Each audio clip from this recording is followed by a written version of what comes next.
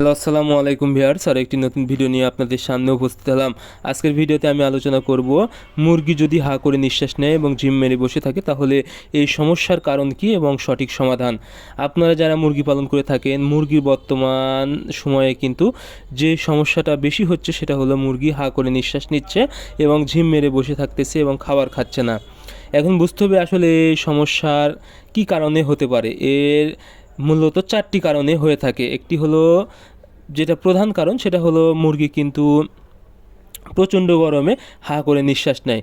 সেক্ষেত্রে দেশি মুরগির ক্ষেত্রে যদি সারা অবস্থায় থাকে তাহলে কিন্তু এই সমস্যাটা হবে না। তবে বদ্ধ অবস্থায় অনেক সময় মুরগিকে যদি রেখে দেন সেক্ষেত্রে মুরগি প্রচণ্ড গরমে হা করে নিঃশ্বাস নেয়। সেক্ষেত্রে মুরগি মারা যাবে না, তবে স্ট্রোক করে মারা যাওয়ার সম্ভাবনা থাকে।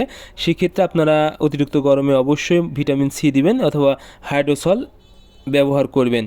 এটি আপনারা যদি দুপুরে ব্যবহার করতে পারেন আশা করি এই সমস্যাটা হবে না। এরপরে সেটা হলো মুরগি যে জায়গায় রাখবেন সেই জায়গায় যদি প্রচণ্ড গ্যাস বা গন্ধ হয়, অর্থাৎ পর্যাপ্ত পরিমাণ যদি মুরগি অক্সিজেন না পায় সেক্ষেত্রেও কিন্তু মুরগি হা করে নিঃশ্বাস নেয়। সেক্ষেত্রে অবশ্যই আপনারা যথেষ্ট পরিমাণ যেন আলো বাতাস প্রবেশ করতে পারে সেদিকে খেয়াল রাখবেন এবং জায়গাটা পরিষ্কার করে দিবেন, কোনোভাবে যেন গ্যাস না হয় সেদিকে খেয়াল রাখবেন। এরপরে আরেকটি যেটা প্রধান কারণ সেটা হলো মুরগিকে যদি ঠান্ডা লাগে, অর্থাৎ যদি কোনোভাবে ঠান্ডা লাগে তাহলে কিন্তু মুরগি ভালোভাবে নিঃশ্বাস নিতে পারে না সর্দির কারণে। এই ক্ষেত্রে কিন্তু মুরগি এভাবে হা করে নিঃশ্বাস নেয়, তবে এর সাথে কিন্তু ঘর ঘর শব্দ থাকবে। তাহলে কি করবেন আপনারা ইউরোকট 1 গ্রাম 1 লিটার পানিতে, সাথে ডক্সিভেট 1 গ্রাম 1 লিটার পানিতে ব্যবহার করবেন 3 দিন 3 বেলা। আশা করি আপনাদের মুরগি ঠিক হয়ে যাবে। এরপরে যে প্রধান কারণ, অর্থাৎ সবচেয়ে মারাত্মক যেটা কারণ, যদি মুরগির রানীক্ষেত রোগ হয় সেক্ষেত্রে মুরগি হা করে নিঃশ্বাস নেবে এবং মুরগি খাবার খাবে না এবং ঝিম মেরে বসে থাকবে। সেক্ষেত্রে অবশ্যই আপনাদেরকে দ্রুত চিকিৎসা করতে হবে, কারণ এই রোগটা হলে কিন্তু মুরগি 24 ঘন্টার ভিতরে একদম মারা যেতে পারে।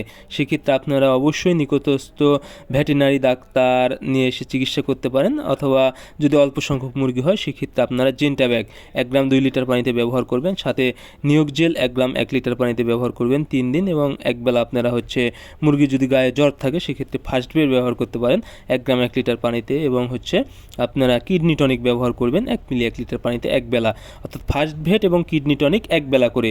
সকালে ফার্স্ট ভেট ব্যবহার করবেন, রাতে কিডনি টনিক ব্যবহার করবেন। আর জেন্টাব্যাগ 1 গ্রাম 2 লিটার পানিতে, সাথে নিয়োগ জেল 1 গ্রাম 1 লিটার পানিতে, এটি মূলত আপনারা 3 বেলায় ব্যবহার করবেন।